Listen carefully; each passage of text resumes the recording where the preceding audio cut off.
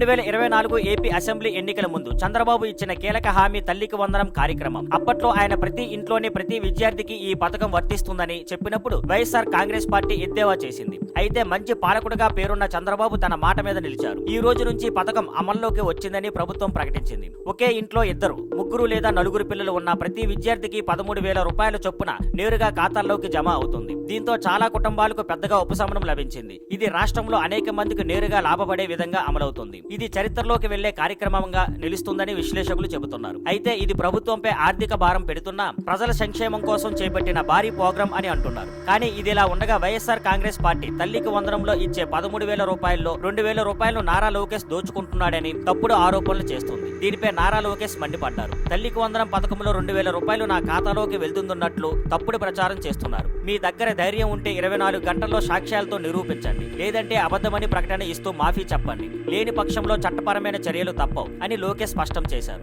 ఒకవైపు చరిత్ర సృష్టిస్తూ టీడీపీ పథకాన్ని విజయవంతంగా అమలు చేస్తుంటే మరోవైపు అసత్య ప్రచారాలకు కౌంటర్ ఇస్తూ లోకేష్ దూకుడుగా కనిపిస్తున్నారు. Thank you for watching. Please like, share and subscribe.